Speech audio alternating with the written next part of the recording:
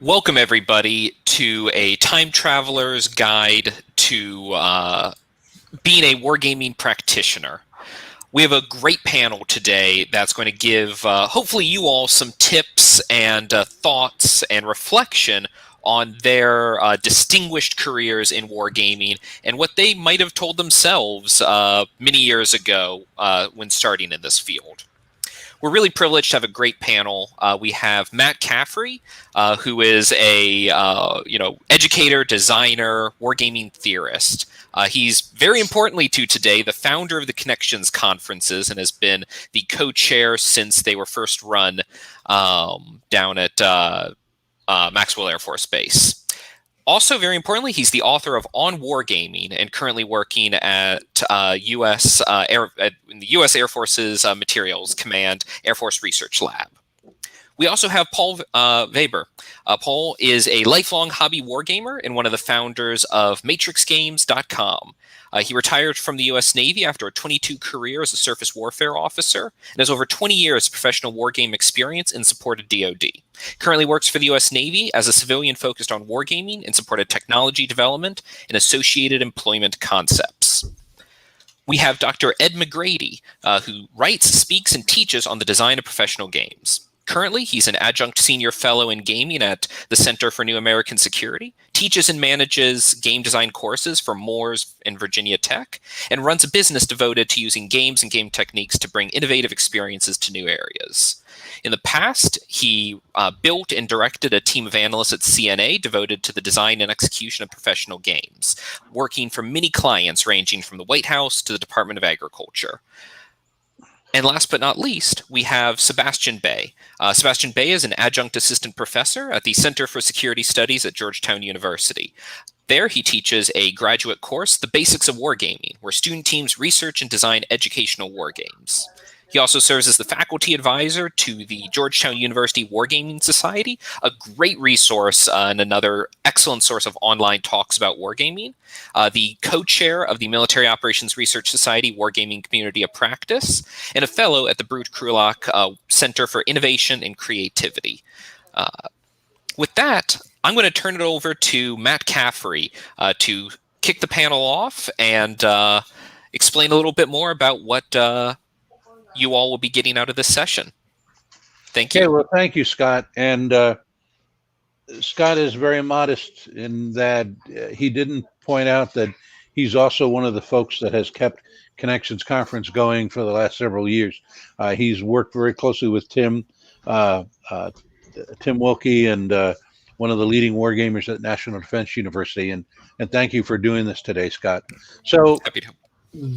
This is a cool title, and sometimes you have a situation comedy where you got a cool title and then 3 episodes it peters out. I don't think this is going to peter out. It's a time traveler's guide to wargaming. Is that if you're a wargamer and you also have the ability to travel in time, what advice would you travel back in time to give to yourself? That we've been at this for a while. Even Sebastian's been at this for a few years now. And you learn stuff as you go along. And a lot of it is like just polishing the apple, but some are things you wish you knew sooner. So since this is set up kind of as the successor to the first timers thing, and we're hoping that people that are new to wargaming are attending to all these today, so you get the most out of the rest of the conference. Why wait 20 years to get the advice starting out? Get it now. So we can't go back to our younger selves, but we can go back to the younger you guys, or even if you're not young by calendar, young to wargaming. So the thing that I would most want to be able to travel back in time and tell myself is that you really can yes, and all these everything I say are just my opinions. They're not those of my employers, which is something I always have to say. Thank you for the scroll, for keeping me out of trouble, I hope. But one of the thing I wish I could tell myself is that, yes, you could do this wargaming stuff professionally. I started designing my own war games before I knew there were commercial war games. I thought it would be good to have a game with fixed rules. You could tell who wins instead of just playing with soldiers. And when I saw Avalon Hill War Games, it was like, oh, that's much better. And when I joined the Air Force, I just never occurred to me I could be a professional wargamer. And I was put in charge of a prime beef team. Those are the guys that are supposed to repair airfields after they're attacked by the Soviets, for those of you who know ancient history. And I needed to try to help my team be more effective. And I knew about wargaming, so I used war games.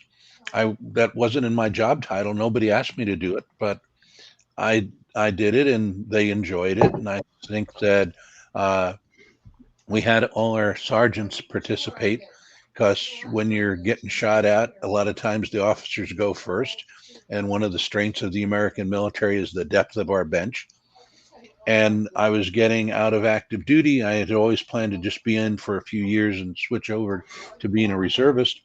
And I got hired by Headquarters SAC because they wanted to have a war game for their base engineering folks. And so I had all these other duties, but the thing that got me hired was doing wargaming. And I was looking for civilian employment, and I was looking for a job as an industrial engineer because that's what my bachelor's was in. And it just never occurred to me that I could do this full time. And I read this book called What Color is Your Parachute? And it says, sooner or later you're going to get a job. Why not get a job that you're really going to love? So I said, what would I love? I'd love a job as doing wargaming as a profession. So I figured out, okay, who in Air Force does wargaming? The Air Force Wargaming Institute. And I wrote them a letter. Didn't do a resume. There was no job announcement. And I said, I've done this for my prime beef team. I've done this for Headquarters SAC. I'd love to do this to support your mission. I read all I could in the days before the World Wide Web about the Air Force Wargaming Center. And it was a roundabout way of doing it, but I got hired. And I've had wargaming in my job description ever since. So if you want to be a wargamer, be a wargamer. And if you don't get paid at first, or you do it in addition to other duties, that's okay. The more you do it, the more and if you do it well, the more likely it will be that it will become a large part of your responsibilities. And if you're also an industrial engineer, or you're also operations research, or you're also something else, that's not a bad thing. War games are a little bit like movies, in that they take a lot of different disciplines to make them good. And being a war gamer and something is not a bug; it's a feature. So that's the one thing I wish I could go back in time and tell myself. I would have written a letter to the Wargaming Center quite a few months quicker. And over to Ed for his one thing, and then we'll go into more depth for everybody. Ed? Yeah, well, if someone could go back and tell my dad back in time that all these playing with toy soldiers and role-playing games was actually going to lead to profitability, that would have been helpful at the time, though he eventually was amazed that I could actually make a living at this. My fundamental theme here is that wargaming requires you to understand management. And it's not just management of the war game itself and the players, which you do need to understand, but also yourself, and also how to manage other people that are working for you. Because inevitably, as you go up in wargaming, you're going to have people working for you. So I'll start off with, at the beginning, where my very first professional game, I literally had my entire chain of command, plus a lot of other senior irritants showing up at the game. It was in Gaeta, Italy, to help me run the game. And back in that time, I wasn't confident enough to understand that I actually knew what I was doing. Just because it was a former Undersecretary of Defense did not mean they knew what they were doing. Just because it was someone who was extremely capable as an analyst, who was my manager, it does not mean that they know how to do wargaming. And so I think that one of the things I would tell myself is to have more confidence. In addition to that, you can't just have confidence without being able to manage. And management requires managing up, down, and across the chain of command. And in this case, it was managing up the chain of command. And I needed to understand better how to manage up the chain of command. This is something that comes with experience, but it's also something you can learn and think about once you realize you have to do it. Most wargamers don't understand the management component of war games and how that sets them up for success with respect to getting their war games done. And so it was a struggle, but I managed to accomplish what we needed to accomplish. It was a massively successful game. But at the same time, it would have helped me to know more about how to manage up the chain of command in order to assert my confidence and say, yeah, I kind of know what I'm doing here. Here's how we're going to do it, as opposed to having endless arguments with everybody that was more senior than me and trying to assert myself that way. So I think and I think you run into that all the time as a war game designer with the chain of command, particularly if you're embedded in a military chain of command. So that's my first topic, is to know how to manage up the chain of command, and that wargaming is a management problem. Very good.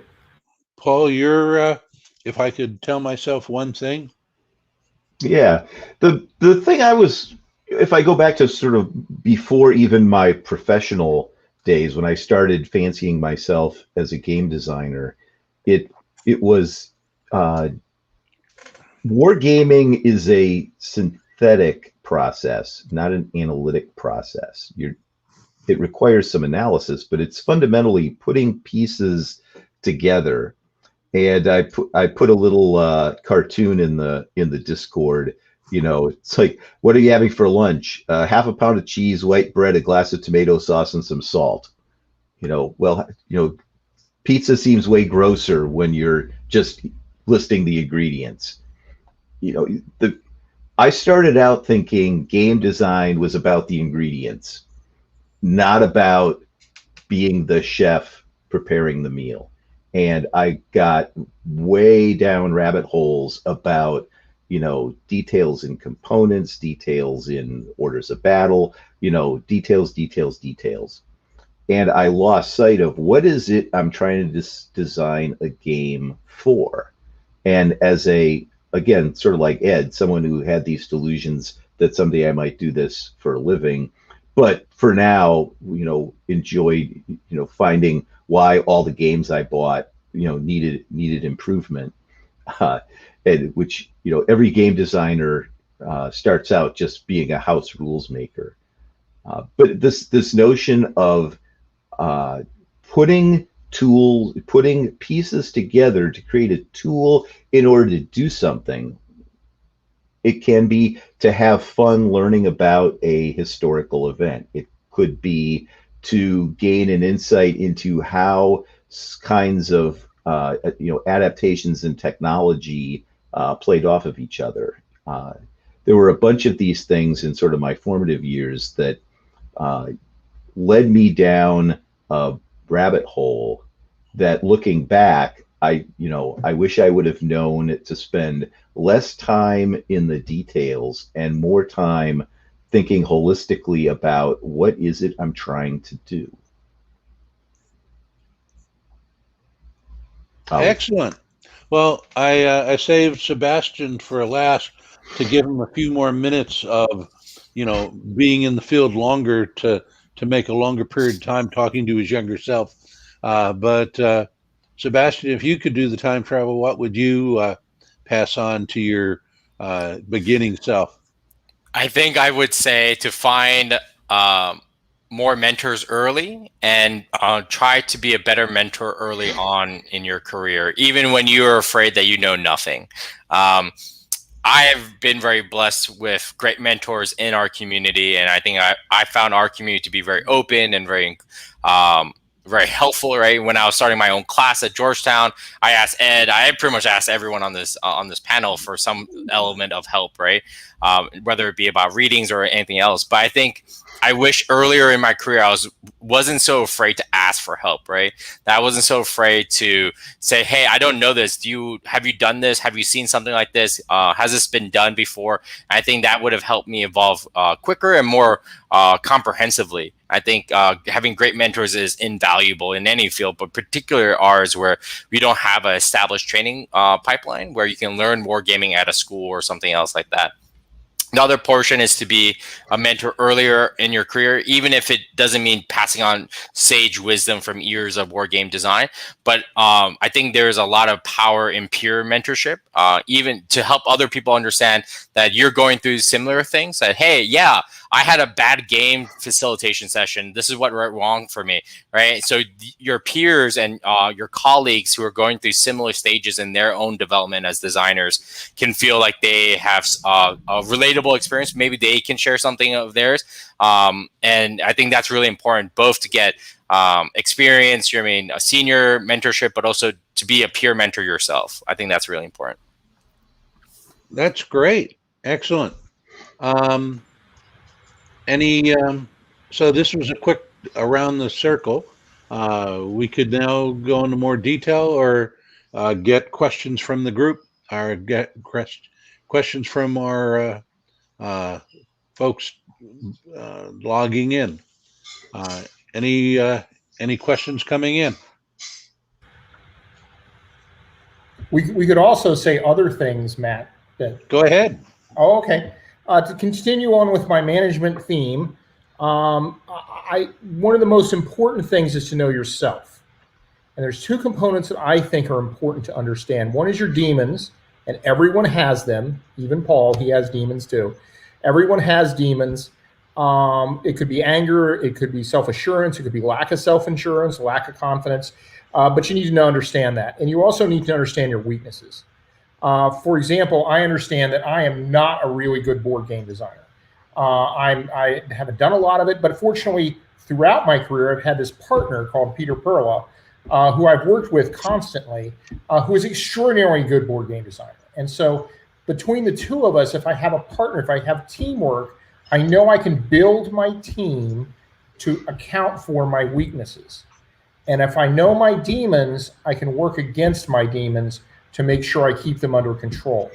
Those are two things that are very important to understand as a manager in general, and as a war game designer or a war game executor in particular, because you're running a team as a professional war game designer, you're running a team, and you have to do a lot of different kinds of things that you may not be accustomed to. So picking that team so it supports your weaknesses and makes you look better as opposed to tries to hide them is really important. And knowing what your demons are, knowing whether it's overconfidence or lack of confidence or whatever it is, means you can accept them because they're not going to change. I don't think people get rid of them. You can accept them and you can try to make sure they don't get in your way as you try to manage the game design process. So that's my other comment. Okay, very good. Paul, do you want to go into greater depth? Yeah. When I talk about this, sort of fundamental love-hate relationship with, well, it's not really love. It's more of a dichotomy. It's as my inner demons, as Ed goes into this notion of realism in war games. Starting out, I was when something offended my sensibility of something I've read in history or something I expected to see in a game, I, sort of took it upon myself to need to fix it, whether for whatever reason. So, I had lots of, you go through my game boxes and there's house rules to my house rules to my house rules. And if I could go back now, I would, it's kind of like, if you were reading books and you're constantly finding passages in books and you're sort of, trying to be the literary critic in real time, you lose what it is the author's trying to communicate to you. There's a reason that design choices are made certain ways in order to achieve certain effects, that really good game designers understand that they're robbing Peter to pay Paul, well, to pay Ed.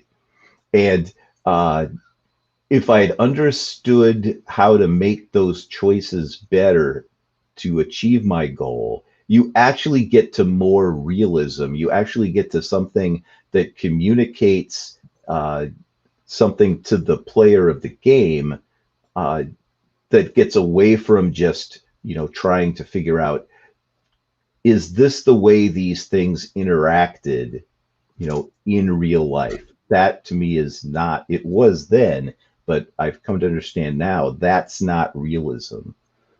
Realism in wargaming in a professional sense tends to get to the, am I putting players in a position that's analogous to the sort of real world position they'd be in if they were faced with the situation in the real world. And you oftentimes don't need a lot of detail to place players in that position.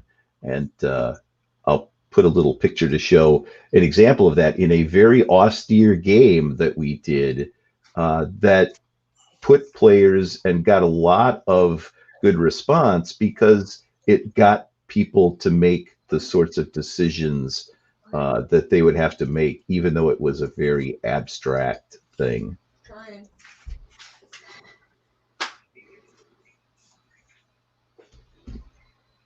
So there's a screenshot from people playing what I would consider a very realistic game.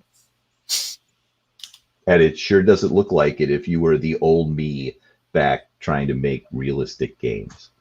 Over. Okay.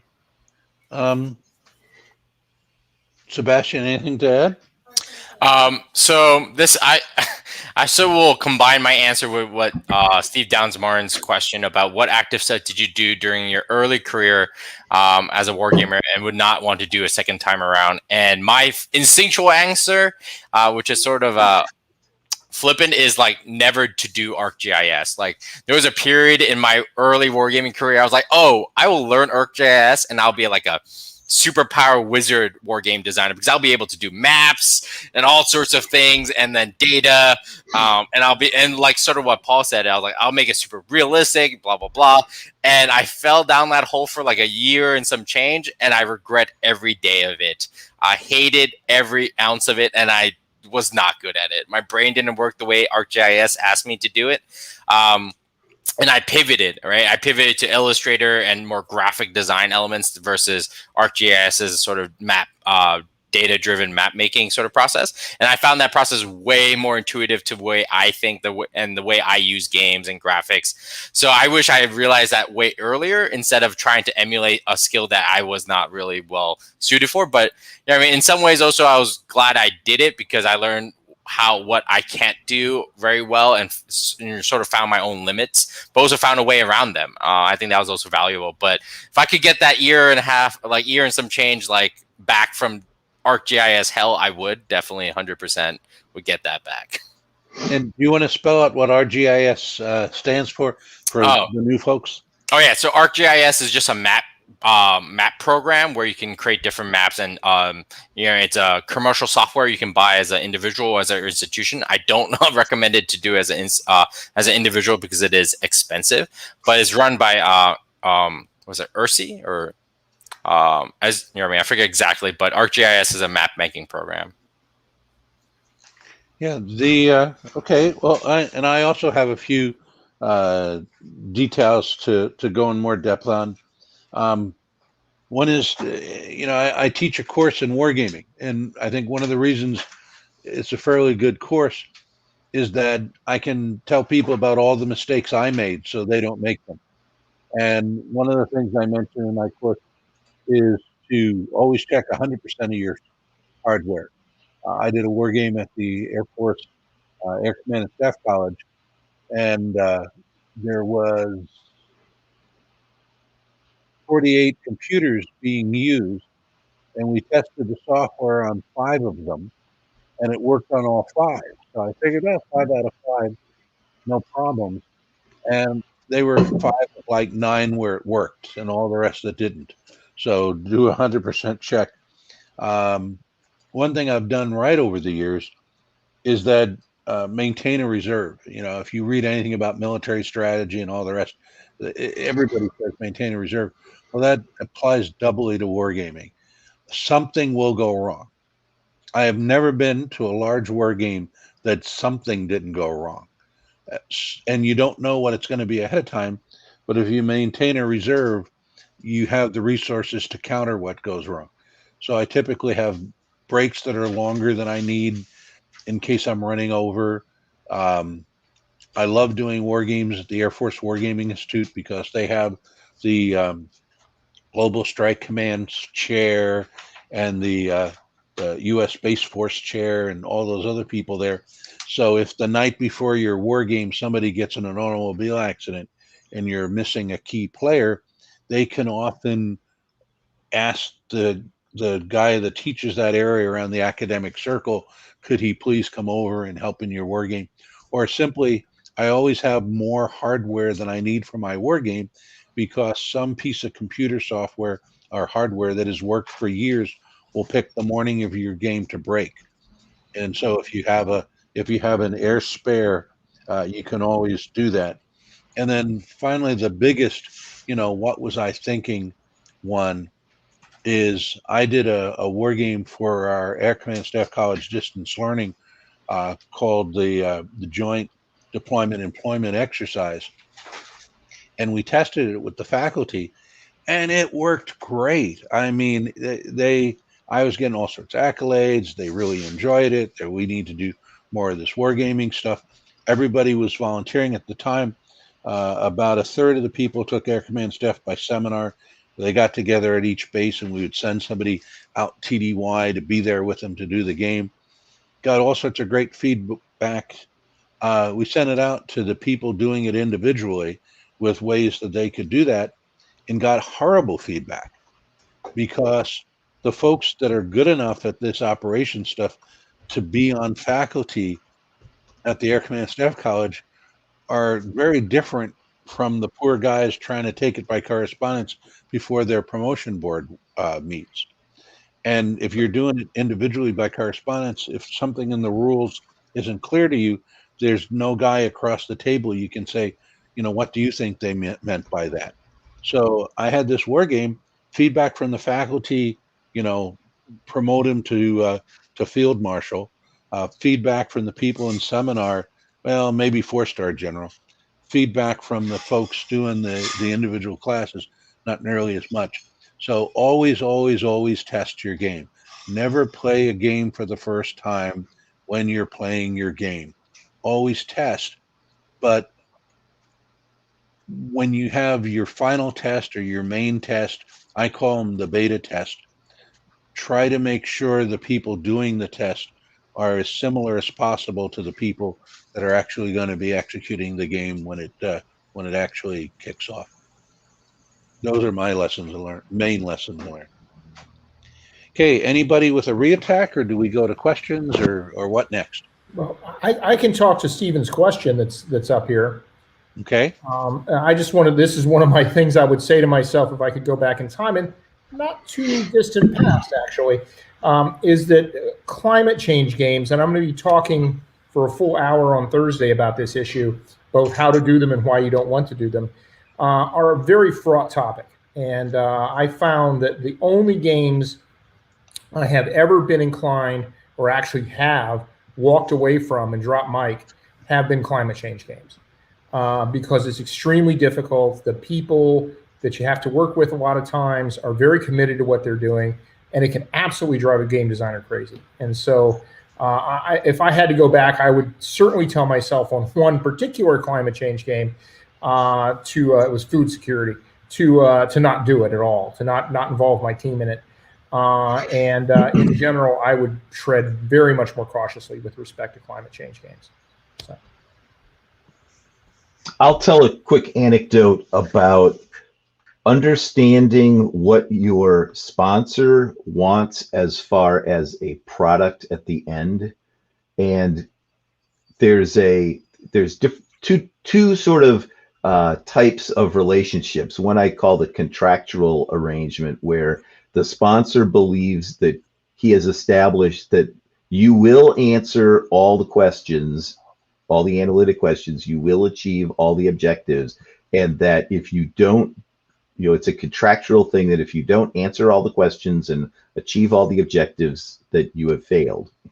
And I would make sure that I avoid any sponsor that thinks that way, or at least try to convince them that there is an aspirational, if I knew that, I would have way fewer objectives and like, one, and like way fewer questions, like 3 or 4.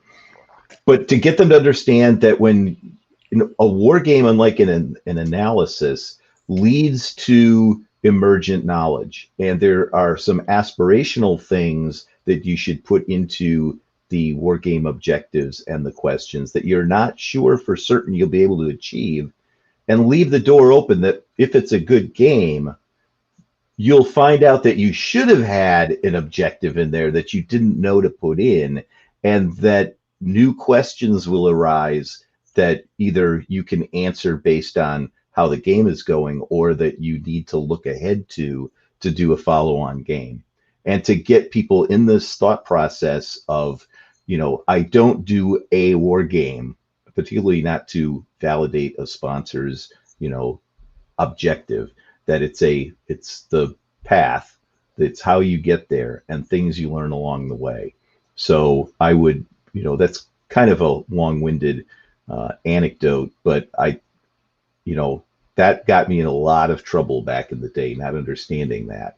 And if we educate our sponsors, it gets to the notion today that some of what I do is making people more better consumers of war games.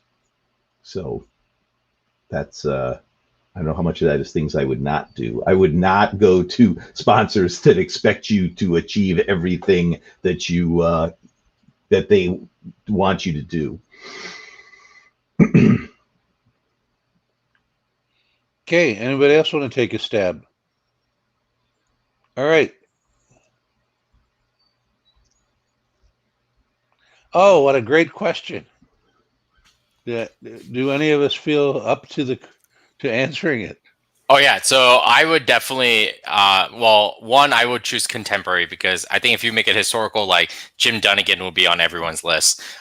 So I will keep to contemporary wargamers, and I would have Paul Weber, who's on our panel, Pete Pellegrino from the Naval War College, and James Starrett from Command and General Staff College as my dream team educational design team, because I would just put them in a room and just hey, I need 2 educational games that focuses on the Navy and the Marine Corps and future operations, and not let them out until they come, give me my 2 games, because I think they are they have a wealth of experience. They've worked in education, they worked in analytical gaming, but they also have a wide set of skills among the 3 of them. And I respect their designs tremendously. So that's why I would do it. So if I could, I would trap you guys all in a room until you guys just make games for me. Okay, how about anybody else?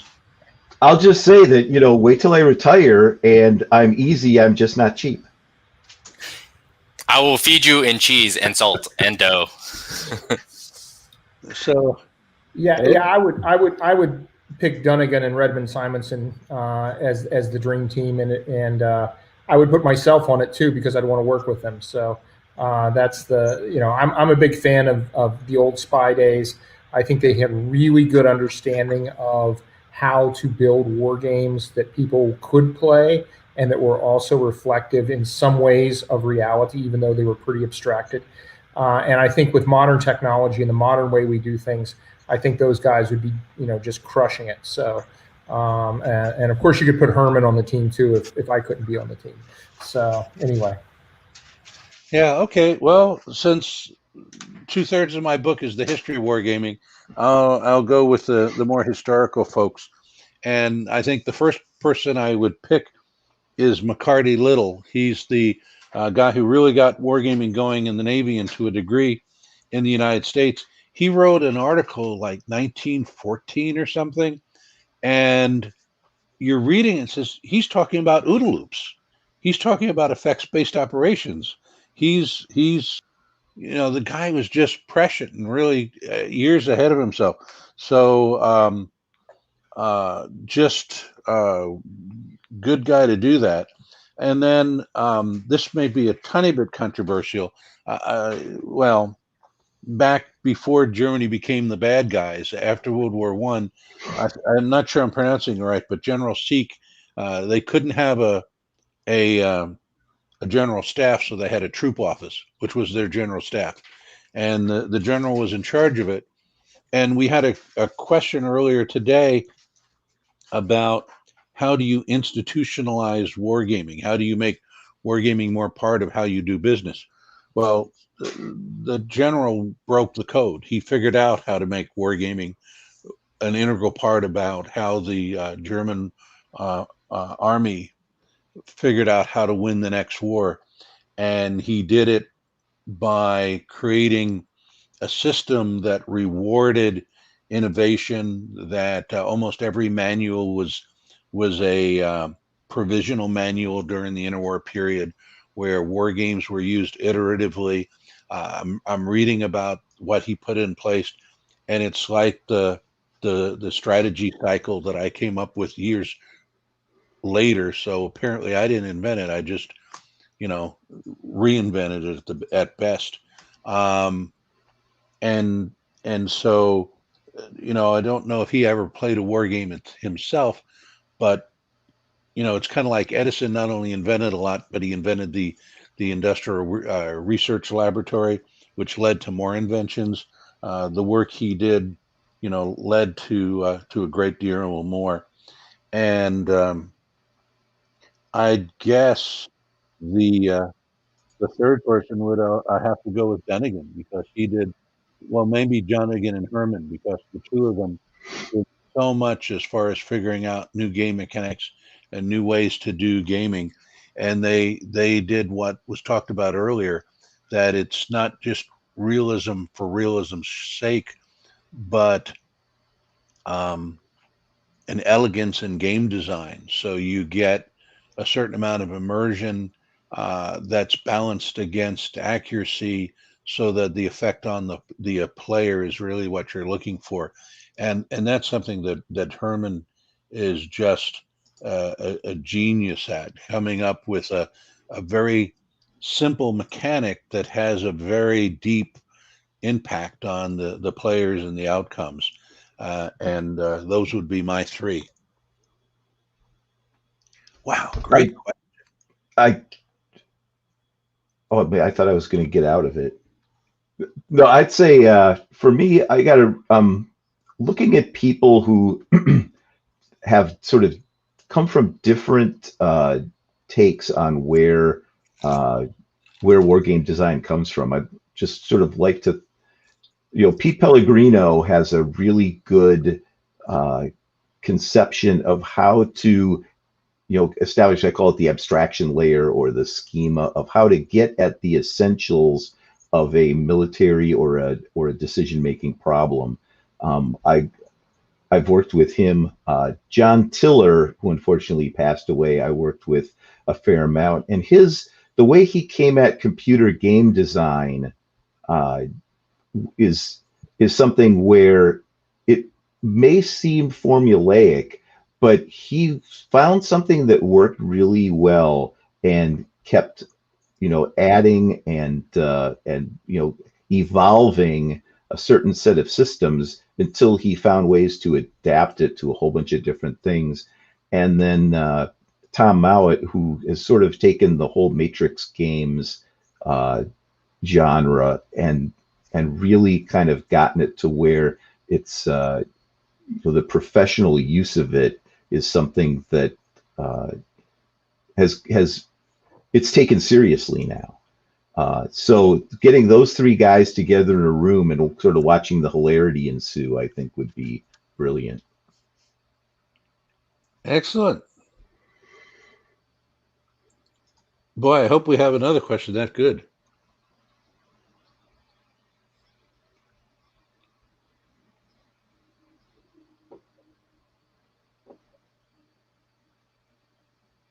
Okay, shall we start with Sebastian this time? I don't think we've started with him before.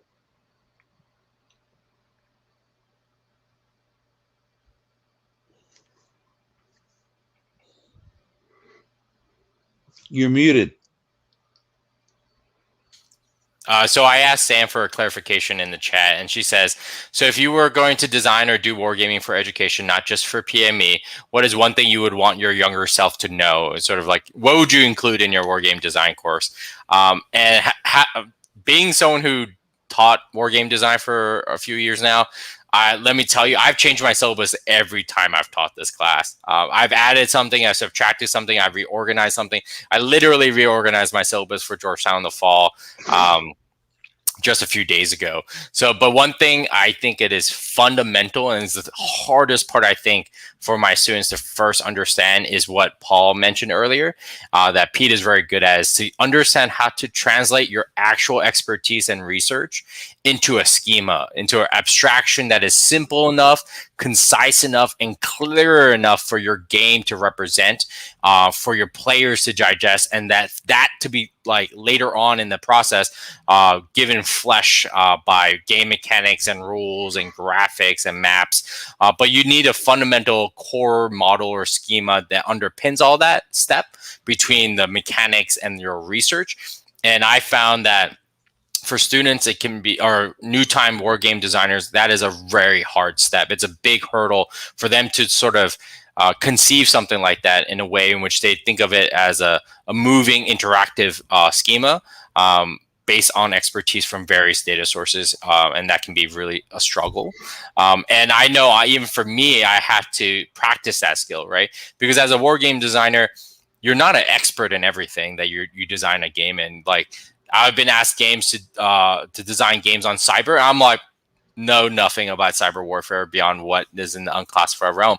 But you have to be able to digest and incorporate what other people are telling you about that field and do your own research rapidly and be able to build that schema for them so you can do the thing you're good at, which is design, right? And I think that's very important, whether it be about food, agriculture, or about, politics or submarine warfare or something that you don't know about. You need to be able to build that skill to incorporate, translate, simplify, and build a schema for your game designs. I think that's a really important skill that I think I've come to appreciate more as I've done more games. Okay, Paul, Ed, any comments on that area? Well, I've designed a few games for education and or training. I think the question you always have to, for any game, but especially for games that are designed to teach people something like we did, sexual assault prevention. You need to ask what their considerations are in the real world when you're doing these kind of games. You can't just go with a didactic game that says, okay, here's the answer. If you choose the answer, you win. You got to say, okay, there's a reason people don't choose the answer in the real world. What is that reason? And that's what the game's built around. Not built around the positive choice, but built around all the reasons they don't choose to do whatever you're trying to train them in the real world as a negative choice. That's been my very limited experience with doing games specifically for education. And it's just otherwise, I haven't done that many games specifically for education. Okay, Paul, anything? Or yeah, I haven't done that many games for education. I've done some sort of games looking sort of to familiarize people with concepts, and I'd say the number one thing is never you can't make the game too simple. It's the Einstein's thing about as simple as possible but no simpler, and err on the side of simple, and think of time. One of the, even now when I get involved in looking at things for new people who aren't gamers and bringing them into gaming, is just because they understand the rules or you communicate the rules to them, you have to understand that they may not know what to do conceptually, to win the game. And that's something I keep, it's almost like trying to come up with a game to teach people about how to approach playing a game. If you're not inculcated in that mindset, it takes a long time for people to sort of figure out what is it? How do I do, knowing the rules, knowing what I want to do, coming up with that conceptual idea, the course of action of how I achieve that within the game construct. It takes new players a long time to figure that out. So always give yourself more time than you think it's going to take. If you think if you play through the game and you think it takes 15 or 20 minutes to play the game, give the new players an hour, because they will have a lot of questions and they'll have a lot of they'll get more out of it if you and have plants within the game for the new. So you have people familiar with the game playing within each game to help the players along to do that. So that's where I come from on that. So I'd like to answer the question kind of two ways. One is, as far as wargaming for education, I was the research associate for wargaming at the School of Advanced Air Power Studies for a couple of years. And I did the war game they used, and it was okay, but it wasn't that great, to be honest. And part of the problem was the students were supposed to have like 6 hours of reading for every hour in the classroom, and hours in the classroom were precious. Well, with a war game, you're not going to have 6 hours of reading to do a war game. War games take a certain amount of contact time. So years after I moved on and was working somewhere else, the thought occurred to me, could have I assigned war games as homework? That could have, people play war games at home all the time. Probably everybody on this call, or many of us, started out playing war games at home and on Saturday at night on your computer. If it's educational, why does it have to be in a classroom? We could wait to the classroom to compare strategies that different people came up with, or some other use, and that might get around the tyranny. One of the things that have been talked about in other venues is the tyranny of time in PME, where if you want to put an hour of something into the curriculum, you have to take an hour of something else out, and people fight with knives to keep their thing from being taken out. What if it's considered homework? And then as far as educating people on wargame, one thing I wish I had thought of sooner, when I did my course, they always had lecture parts and interactive parts. With COVID and everything else, we figured out that the more lecture parts could be just on-demand online teaching, and save the real teaching part, the real live teaching, for the more interactive parts. And we could have had parts, we could have done that years earlier, but it took COVID to nudge us in that direction. And that's one reason why I was receptive when somebody came up with the idea of creating tapes for folks to view before connections ever got started, so that you could get some basic information. And so the actual conference itself was more interactive like this. Good question.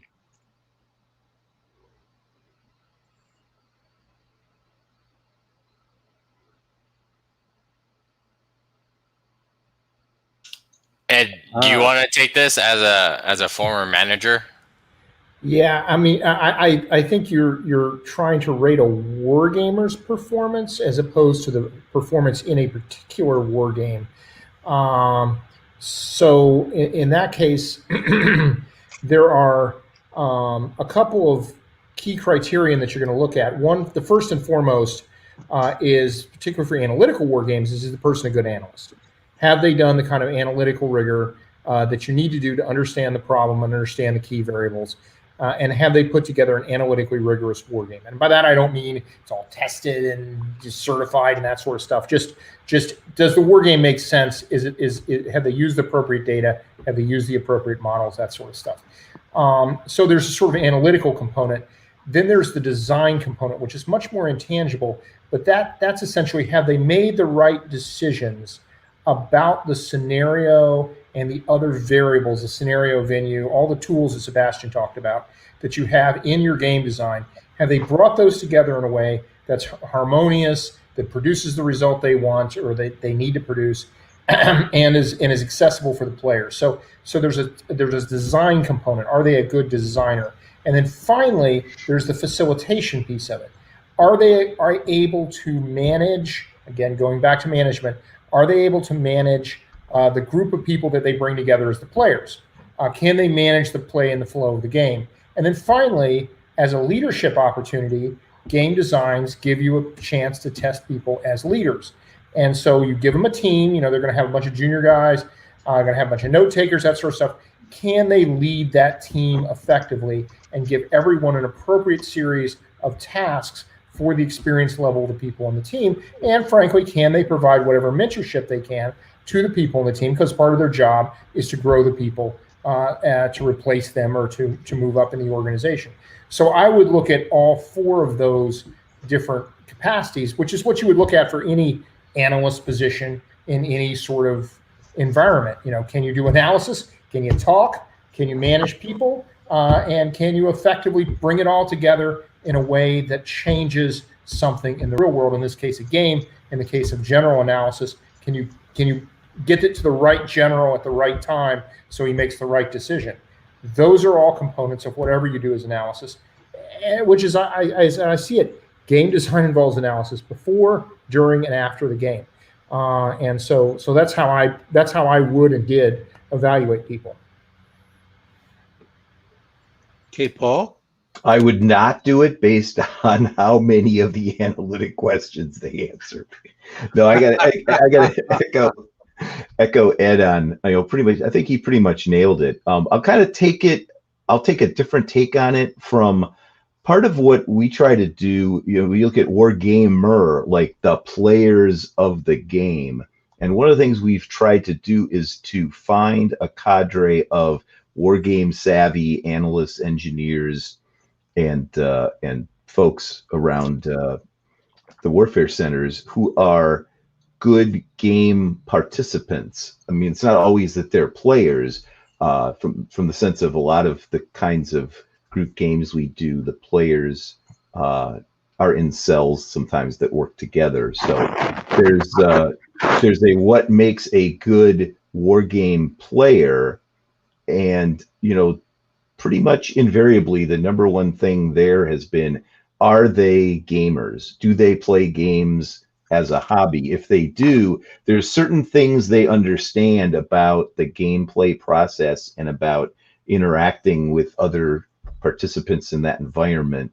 And actually, we found role play gamers tend to, they get up on step quicker. They tend to be more interactive. They tend to communicate and share their ideas a little more frequently. And from a, how would I rate a player's performance?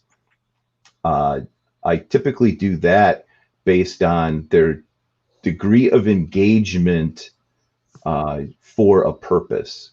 And I'll say for the purpose because occasionally you'll get the person who, just like you do in a blog set or any other kind of thing, thinks that everyone else is there to hear them talk. And they, especially when they're higher up the food chain, they can be problematic and they can require some very specific care and feeding that if you have, really high ranking people, pay Stephen Downs Martin whatever price he's willing to pay because he will make sure that they don't ruin a game for you. So I take a slightly different approach because I agree with what Paul and Ed has said, but I'd never had to mange a division of wargamers. I mainly have managed teams, right, that I've led to design games. So when I see wargamers or wargame team members, right, I look at them as you ever play those old RPG games where they have the pentagram or a pentagon shape and you have different poles of strengths, right? And not everyone is a super balanced person that has all the skills that in every direction. You're a graphic designer and super great at facilitation and also a great designer and also a great analyst, right? Like if you could do all those things, you could just be a team of one, right? And rarely does that ever happen. Most times in game design, especially in the professional realm, you work in partnerships, right? You find someone else who fills those gaps, like sort of what Ed mentioned with him and Peter back at their days at CNA, right? And as a team lead in the past, I've looked at my team and myself that way, right? For instance, I don't have the best ORSA skills in the world. So if I have a game that requires those things, I find teams and other war game members to fill out that hole in my sort of skill tree that I lack. But also at the same time, I look at them in the sense that like, are you super good at something? Are you specialized in one direction over another? And maybe that's at a cost of a different skill. Like I know some designers by personality and preference, they don't like facilitation. They do not like to be in the mix on the day of. They like to do all the stuff before and after, but if you put them in front of a stage, they will hate you for it. And I think to understand that, both as a team lead and as a manager, is very important to understand the strengths and also some of the blind spots for your colleagues and your teammates. So you can fill them out. So as a team, you fill up all the holes and you have all the skills that you need to execute a really good game. Yeah, these are all very good comments. I don't really have anything to add, but let me reinforce something that was said earlier. Playing commercial war games, popular war games, whatever, is not sufficient in of itself to become somebody who would be effective in the military, wargaming for the military. But it sure does help. I've found that red players who play commercial war games tend to do a much better job as a red player. That a lot of times you get people from the intelligence field that understand the country they're depicting, but it's one thing to understand culture and history and everything else, and it's something else to come up with a strategy.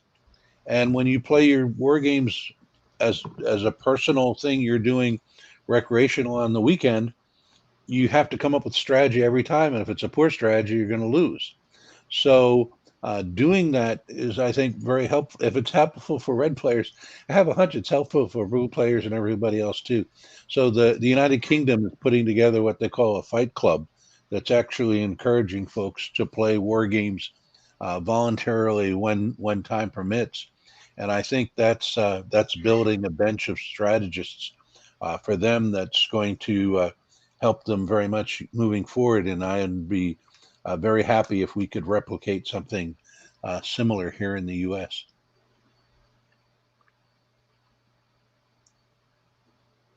These are great questions. Are we 3 minutes before the end? Okay, I think in 3 minutes, I don't have time to do anything more than thank people now. So I want to thank the folks that helped make this happen that you've never seen.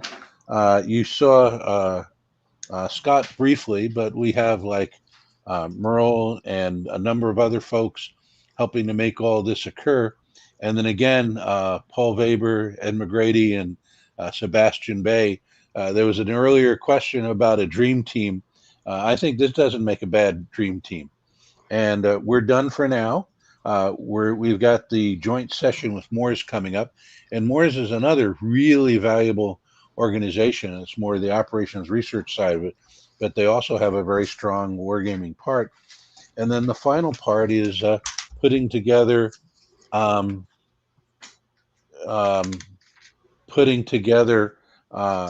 do you continue professional development into the future.